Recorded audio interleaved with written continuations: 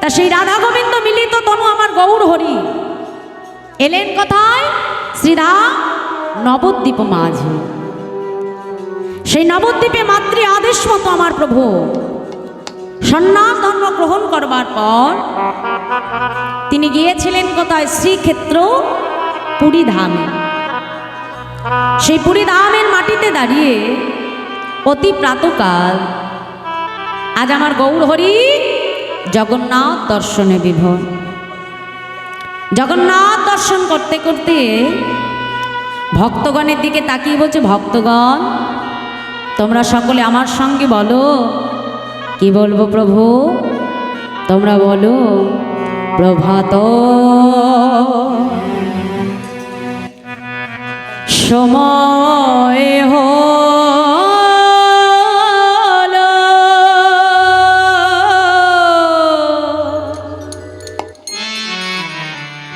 কৃষ্ণ কৃষ্ণ বলো। প্রভাত সময় হলো,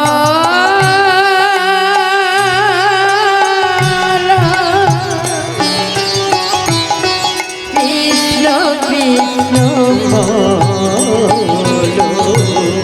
কৃষ্ণ ভজ কৃষ্ণ চিন্ত, কৃষ্ণ নাম করো সার।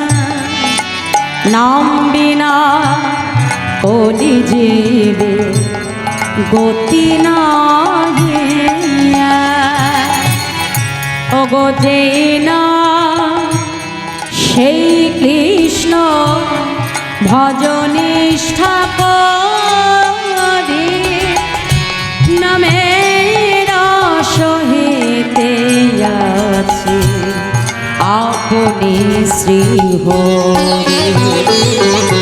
নাম ভজ নাম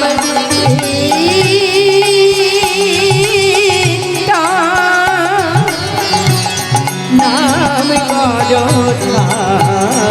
হরি বল হরি বল হরি বল হরি বল হরি বল হরি বল হরি বল।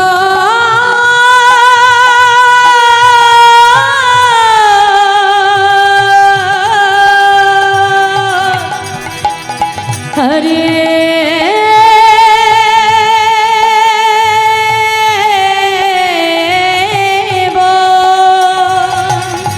হরি হরি হরি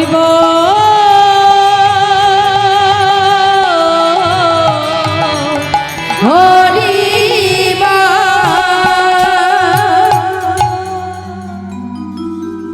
হরিনাম শুনতে শুনতে মহাপ্রভুর পেছনে এসে দাঁড়ালেন অগণিত ভক্ত। আর সেই ভক্তের ভিড়ে এসে দাঁড়ালেন আরেক ভক্ত। ধীরে ধীরে গৌর হরি সেই ভক্তের কাছে এসে দাঁড়িয়ে ডাকছে, এই যে কি নাম তোমার? আগে প্রভু আমায় বলছো? আমার নাম গোবিন্দ ঘোষ। কোথা থেকে এসেছো? দয়াময়, আমি যে সেই অগ্রদ্বীপের মাটি থেকে এসেছি। কার কাছে এসেছো? প্রভু আমি যে তোমার কাছে এসেছি। আমার কাছে? আমার কাছে কেন এসেছো তুমি? প্রভু আমি যে তোমার সঙ্গী হতে চাই। কি বললে? আমার সঙ্গী? না না না না, আমার সঙ্গী হতে চেও না। কেন জানো?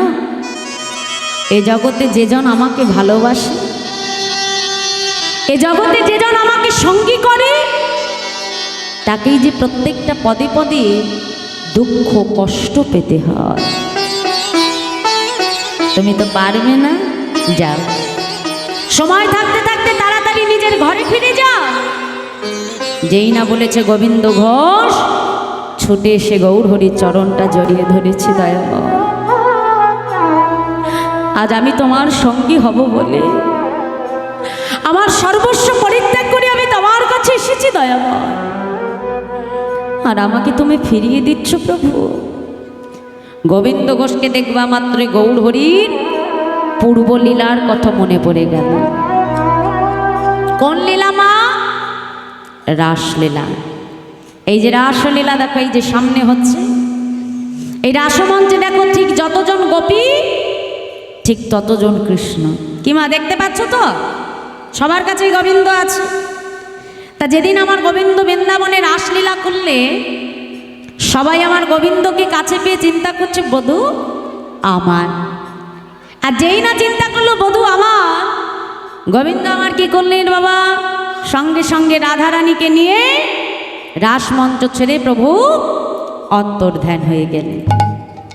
আর যেই না অন্তর্ধান হয়ে গেলে রাধারানী মনে মনে চিন্তা করছে, দেখেছ রাসমঞ্চে তো এত গোপী আছে, এই এত গোপীর মধ্যে থেকে বধূ শুধু আমাকে নিয়ে এলো, না জানি আমার বধূ আমাকে কতটা ভালোবাসে।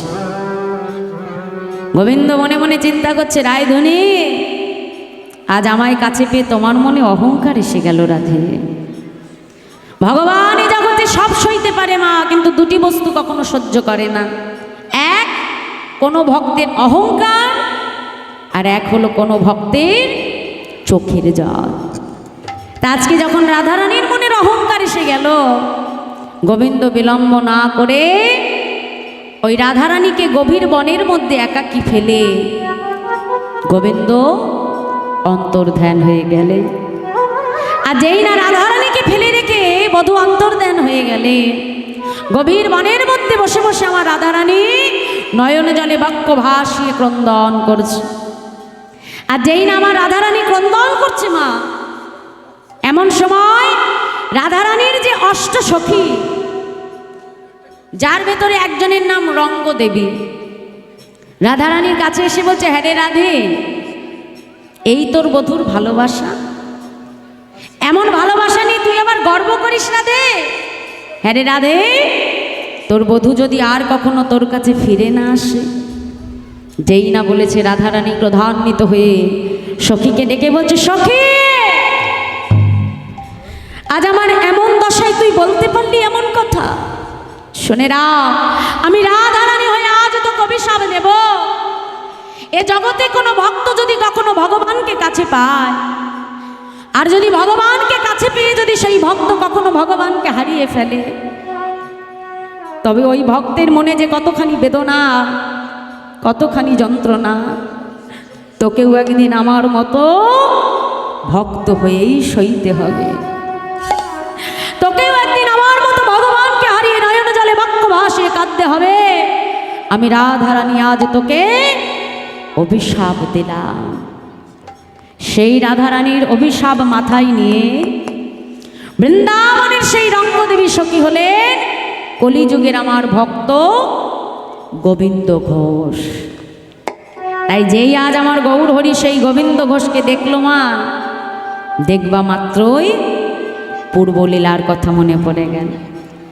মনে মনে চিন্তা করছে, গোবিন্দ তোমাকে যে আমার সঙ্গী করে নিতেই হবে, তা না হলে আমার রাধারানীর অভিশাপ যে মিথ্যা হয়ে যাবে। সঙ্গে সঙ্গে গোবিন্দ ঘোষকে ডেকে বলল, গোবিন্দ বেশ, আজ থেকে তুমি আমার সঙ্গী হলে। আর বাবা যেদিন থেকে তাকে সঙ্গী করে নিল, সেদিন থেকেই শুরু হয়ে গেল ভগবানের কাছে ভক্তের কঠিন পরীক্ষা। গৌর হরি গোবিন্দ ঘোষকে ডাক দিয়েছে কাছে, গোবিন্দ এদিকে এসো। তুমি তো বহুদিন হলো এই নীলাচলে এসেছো, তা হ্যাঁ গো, তুমি কি জগন্নাথকে দর্শন করেছো গোবিন্দ? গৌর হরি, তুমি কোন জগন্নাথের কথা বলছো? কেন গোবিন্দ, ওই মন্দিরে যে জগন্নাথ থাকে আমি তো সেই জগন্নাথের কথা বলছি।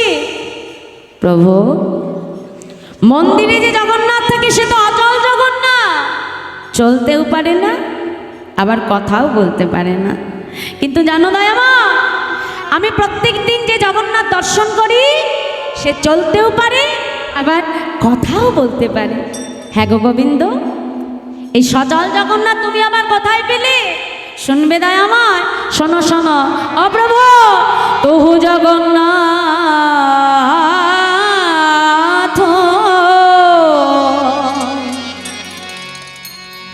এই জগতে কহ ও সে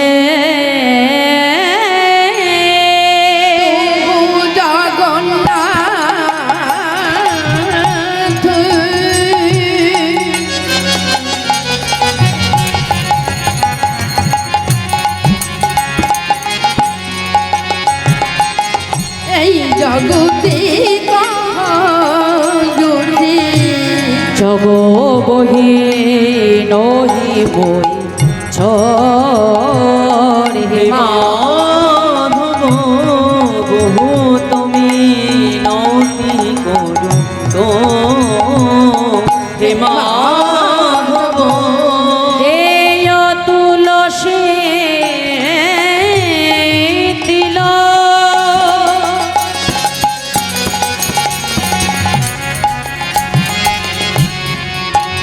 আমার এ দেহ সমান পিন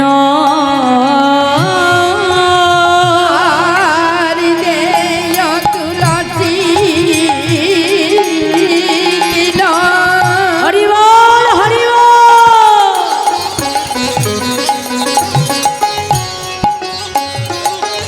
আমার দেহ সমার পিল দয়া যেন না ছড়ো হে মাধব বহু তুমি নতি করু তো হে মাধব প্রভু আমি ওই চরণে সব সপিলাম জয় গৌর হরি হরি বল। ওই চরণে সব সপিলাম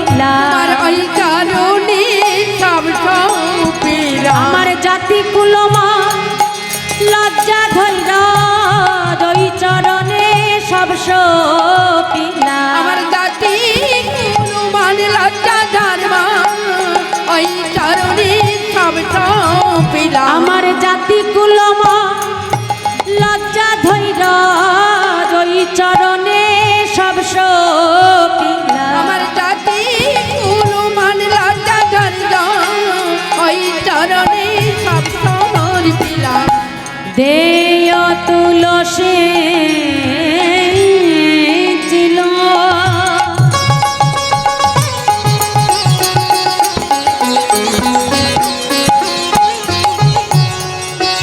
আমার এ দেহ সমান পিন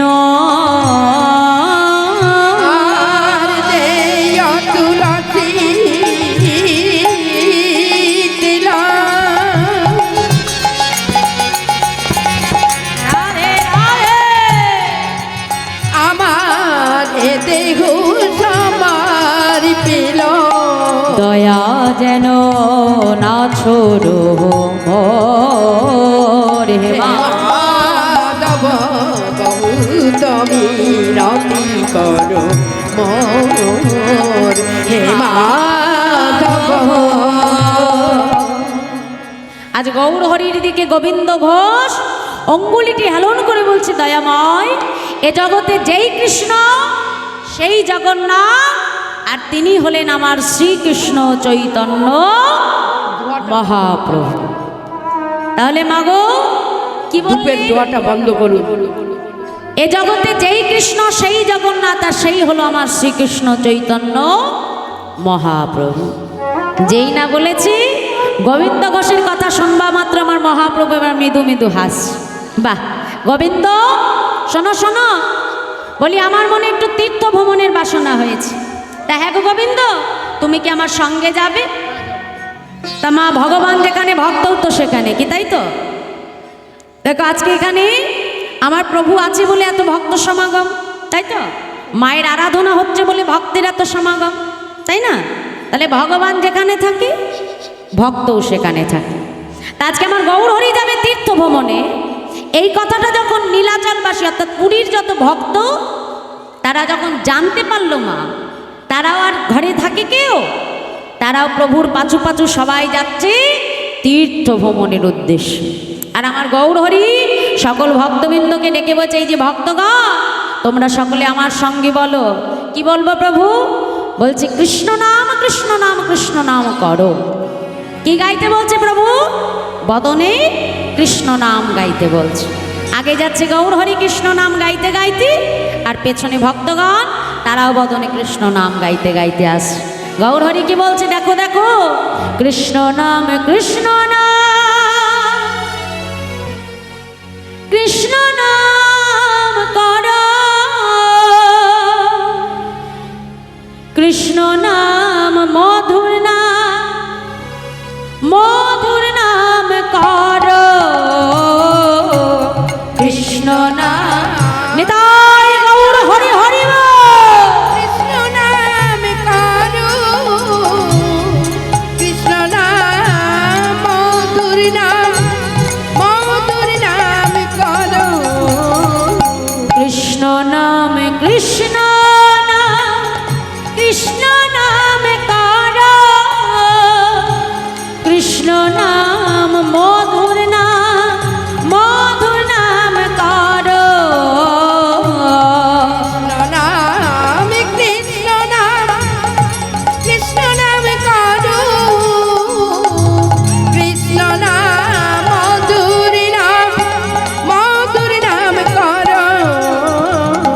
যে নাম সেই কৃষ্ণ ভজ নিষ্ঠা করে, নামের সহিতে আছে আপনি শ্রীহরে। যে নাম নাম সেই কৃষ্ণ ভজনি সাগরী, নামের সহিতে আছে আপনি শ্রীহরি।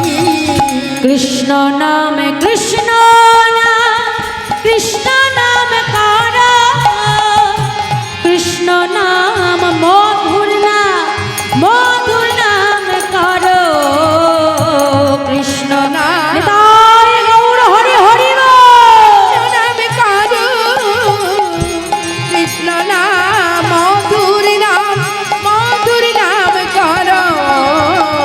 হরে কৃষ্ণ কৃষ্ণ কৃষ্ণ হরে হরে, হরে রাম রাম রাম হরে হরে, হরে কৃষ্ণ। সবাই মিলে একটু বাহু তুলে করতালি দিয়ে রাধে রাধে। হরে হরে রাম রাম রাম হরে হরে।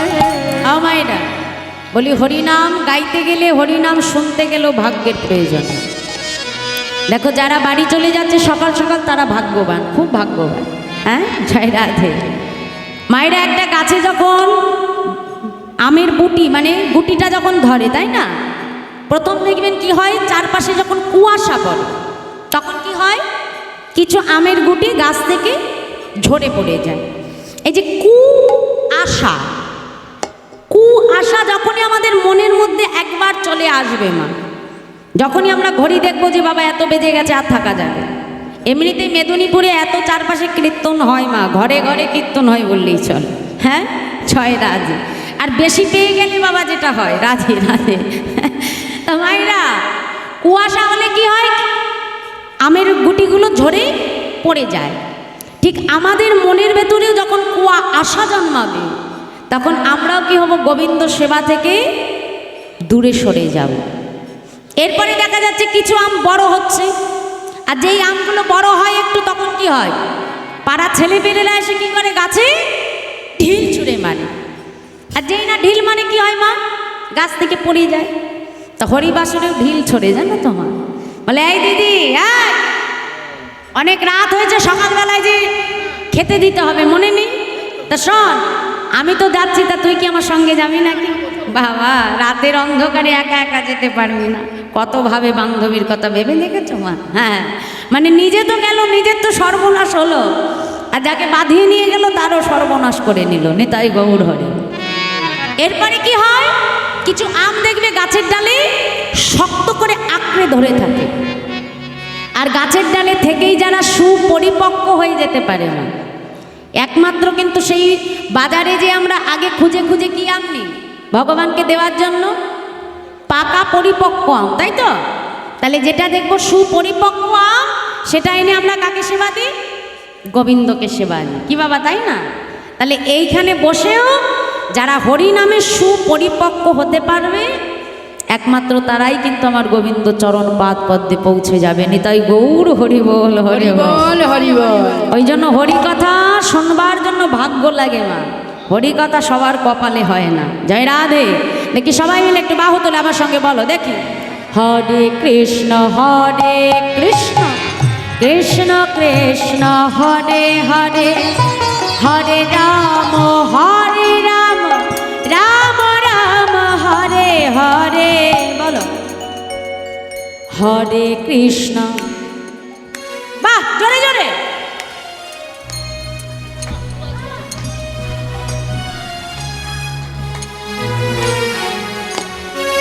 বাহ, হরে কৃষ্ণ তোমরা জোরে বাবা, হরে রাম রাম কৃষ্ণ নাম কৃষ্ণ নাম করো, কৃষ্ণ নাম মধুর নাম করো, কৃষ্ণ নাম বলো ধনের নয় আর হরি হরি বল। কৃষ্ণ নাম মধুর নাম করো, কৃষ্ণ নাম করো, কৃষ্ণ নাম মধুর নাম করো, কৃষ্ণ নাম। সবাই মিলে বাহু তুলে হরি হরি বল। কৃষ্ণ নাম মধুর নাম করো। তাই আজ আমার গৌর হরি বদনে হরি নাম গাইতে গাইতে ভক্তগণকে নিয়ে আসলেন কোথায়? পূর্বস্থলী। কোথায় আসলো মা? পূর্বস্থলী। নবদ্বীপের পাশেই আছে পূর্বস্থলী।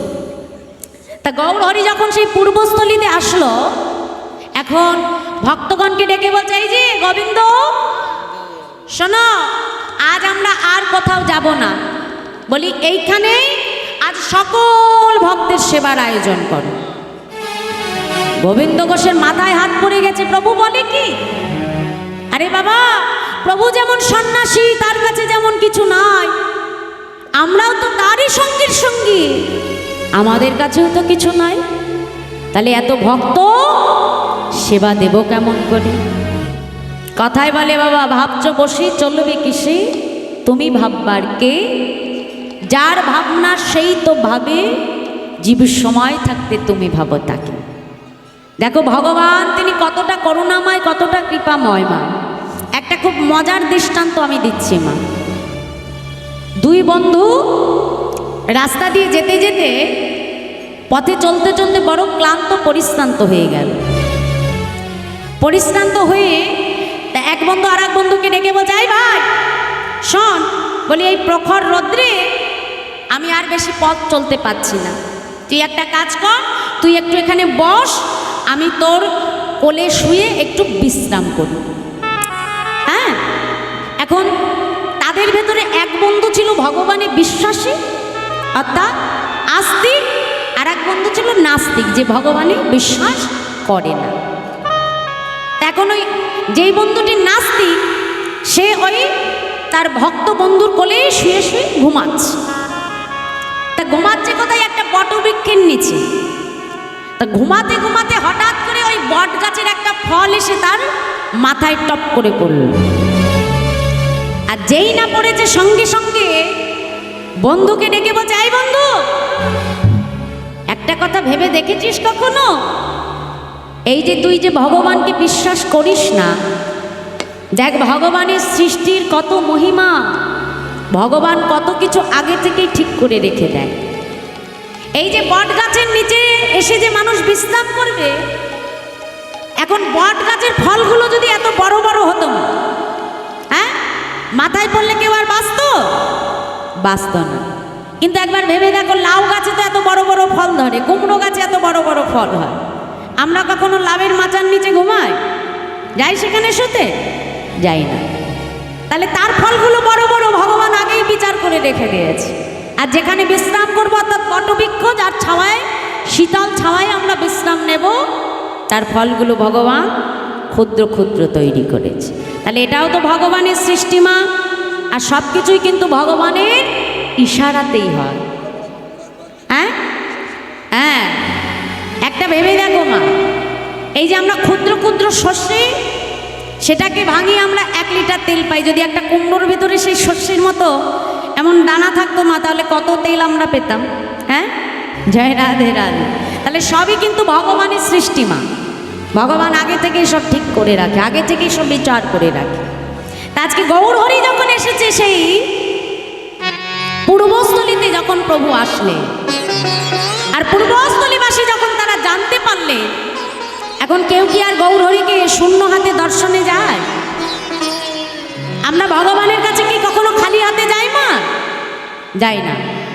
4টি জায়গায় কখনো কাউকে খালি হাতে আসতে নেই মা। 1, গুরুদেবের আশ্রমের শিষ্যকে কখনো খালি হাতে যেতে নেই। দ্বিতীয় হলো, ভগবানকে দর্শন করতে এলে ভক্তকে কখনো খালি হাতে যেতে নেই। 2 নাম্বার জায়গা হলো, হরিবাসরে হরিকথা শুনতে এলে, ভাগবত কথা আস্বাদন করতে এলে কখনো খালি হাতে আসতে নেই। কেন মা? কারণ বাড়িতে যখন আমরা পুজো দিই, পুজোর পরে আমরা কি করি? দক্ষিণা দিই না? কারণ দক্ষিণা না দিলে পূজার কিন্তু কোনো ফল হয় না। তা হরিকথা আস্বাদন করলে শ্রবণ দক্ষিণা প্রদান করতে হবে। তৃতীয় জায়গাটি হলো, কোনো বন্ধুর বাড়িতে কোনো বন্ধুকে কখনো খালি হাতে যেতে নেই। আর চতুর্থ স্থানটি হলো, শ্বশুরালয়ে জামাইকে কখনো খালি হাতে আসতে নাই। এই 4টি জায়গায় কখনো কাউকে খালি হাতে আসতে নেই না। আজকে গৌর হরি যখন তীর্থ ভ্রমণে আসলো, তা তারাকে, যারা গৌর হরিকে দর্শন করতে আসছে, তা তারা কেউ কি খালি হাতে আসছে মা? যার যা কিছু ছিল, কিছু না কিছু নিয়ে তারা গৌর দর্শনে ছুটে আসছে। এখন গৌর হরি গোবিন্দ ঘোষকে ডেকে বলছে, গোবিন্দ এদিকে এসো। খুব চিন্তায় পড়েছিলে না গো, যে এত ভক্ত সেবা দেবে কেমন করে? হ্যাঁ, আর কোনো চিন্তা নেই তো? যাও, সকল ভক্তের সেবার আয়োজন করো। গোবিন্দ ঘোষ তাড়াতাড়ি রন্ধন করে এবার আমার মহাপ্রভুকে সেবা দিল। যত ভক্ত ছিল তারাও সকলে প্রসাদ পেল মা। এখন প্রসাদ পাওয়ার পর গৌর হরি কি করছে? গোবিন্দ ঘোষের কাছে এসে প্রভু আমার হাতটা বাড়িয়ে দিয়েছে। গোবিন্দ, এবার আমাকে দাও। কি দেব প্রভু? এ কি তাও জানো না? সেবার পরে কি লাগে গো? কি লাগে মায়েরা? মুখ শুদ্ধি, তাই তো? সঙ্গে সঙ্গে বলছে, ও প্রভু, বেশ বেশ, তুমি একটু অপেক্ষা করো, আমি এক্ষুনি যাব আর আসব। এই বলে বাবা 5 ক্রোশ পথ দূরে গৌর হরির সেবার জন্য গোবিন্দ ঘোষ মুখশুদ্ধি ভিক্ষা করতে যাচ্ছে। কেমন ভাবে? মহাজন বলছে, দেখো দেখো, মুখ শুদ্ধি মাগিবার তরে গোবিন্দ চলিল। হরি হরি গোবিন্দ চলিল। মুখ শুদ্ধি মাগিবার তরে গোবিন্দ চলিল। রে মুখ শুদ্ধি মাগিবার তরে গোবিন্দ চলিল। আজ 2টি হরিতকে মাগিয়া দিল। 2টি হরিতকে মাগিয়া আনিল। 2টি হরিতকে মাগিয়া নিল। 2টি হরিতকে মাগিয়া নিল। মুখ শুদ্ধি দাও না মোরে, মুখ শুদ্ধি দাও না মোরে। মুখ শুদ্ধি দাও না বলি মোরে, মুখ শুদ্ধি দাও না মোরে। আমার মহাপ্রভুর সেবার তরে মুখ শুদ্ধি দাও না মোরে। আমার মহাপ্রভু প্রভুর সেবার করে মুখ ছুটি দাও না মোরে আজ দুইটি হরিতকে মাগিয়া নিল দুইটি হরিতকে মাগিয়া নিল আজ দুইটি হরিতকে মাগিয়া নিল আর দুইটি হরিতকে মাগিয়া আনিল গো। তাহলে কটা হরিতকে ভিক্ষা করে পেল মা? কটা দেখাও? দুটো। বাহ, তাহলে যেতে 5 ক্রোশ আবার ফিরে আসতে 5 ক্রোশ, তা 10 ক্রোশের পথ তো আর কম দূরের পথ নয় মা। যাওয়া আসা করতে গিয়ে গোবিন্দ ঘোষ খুব ক্লান্ত হয়ে পড়ল।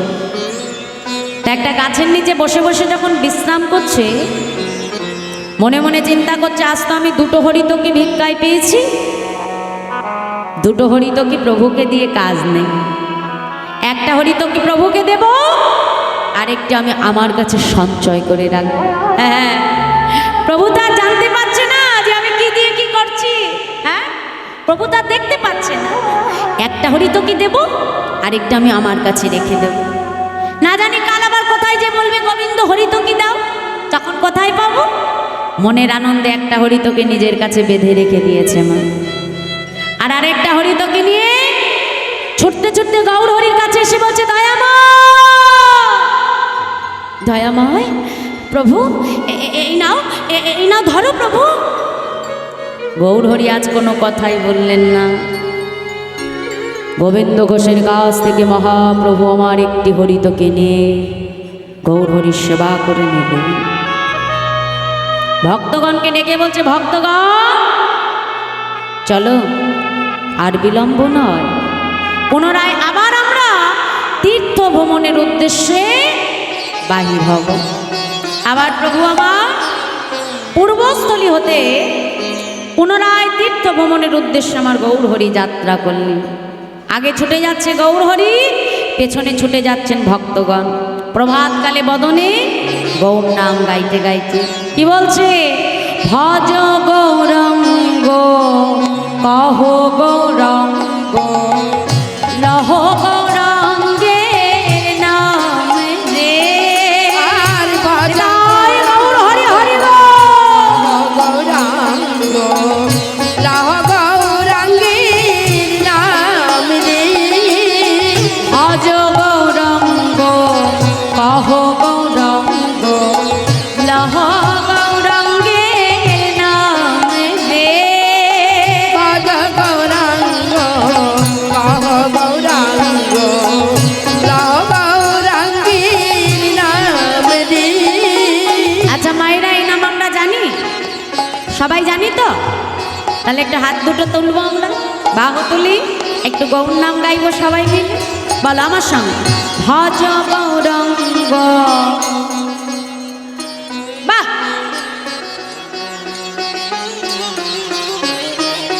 এই তো আবার ভজ গৌরঙ্গ।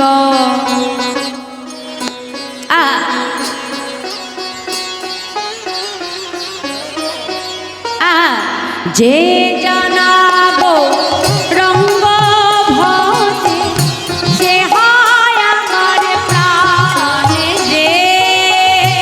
সবাই মিলে বাহু তুলে।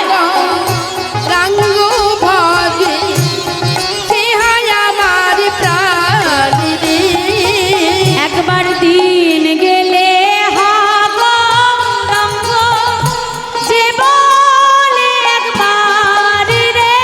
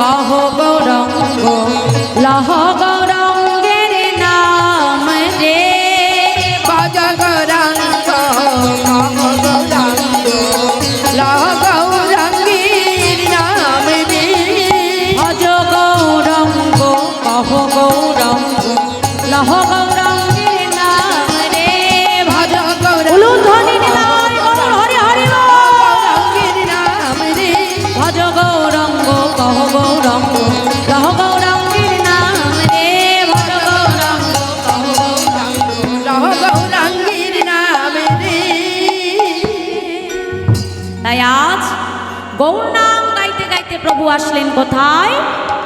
অগ্রদ্বীপ। কোথায় এলেন মা? অগ্রদ্বীপ। আর যেই না প্রভু অগ্রদ্বীপে এলে, গোবিন্দ ঘোষকে ডেকে বলছে, গোবিন্দ যাও, আর বিলম্ব নয়, তাড়াতাড়ি এখানেই সকল ভক্তের সেবার আয়োজন করো। গোবিন্দ ঘোষ বিলম্ব না করে তাড়াতাড়ি মহাপ্রভুর সেবার আয়োজন করে দিল। ভক্তগণ তারাও প্রসাদ পেয়েছে মা। আর আজ আমার গৌরহরি প্রসাদ অন্তে গোবিন্দ ঘোষের কাছে এসে হাতটা বাড়িয়ে দিয়েছে, গোবিন্দ এবার আমাকে দাও। আর যেই না বলেছে দাও, মনে তো আর আনন্দ ভরে না। হ্যাঁ, তাড়াতাড়ি মা যেই হরিতকিটা নিজের কাছে সঞ্চয় করেছিল, তাড়াতাড়ি বাহির করে হাতে নিয়ে বলছে, অপ্রভু অপ্রভু এই নাও, এই নাও, ধরো দয়াময়। গোবিন্দ, কাল যখন আমি তোমার কাছে হরিতকি চেয়েছিলাম, তোমার দিতে বিলম্ব হয়েছে, কিন্তু আজকে চাইবা মাত্রই এত তাড়াতাড়ি কোথায় পেলে? গৌর হরি, কাল যখন আমি হরিতকি ভিক্ষা করতে গেছি প্রভু, আমি তো দুটো হরিতকি ভিক্ষা করে পেয়েছি, একটা তোমায় দিয়েছি, আরেকটা আমি আমার কাছে রেখে দিয়েছি। বলো প্রভু, আমি ভালো করিনি? গোবিন্দ, তুমি জানো না গোবিন্দ, আমরা যে সন্ন্যাসী, আর সন্ন্যাসীর নহে কভু সঞ্চয় বাসনা। গোবিন্দ, তুমি এতদিন ধরে আমার সঙ্গ করলে গোবিন্দ, কিন্তু তোমার মন থেকে যে এখনো সঞ্চয় বাসনা দূর হয় না। তাই শুনে রাখো গোবিন্দ, আজ থেকে তোমার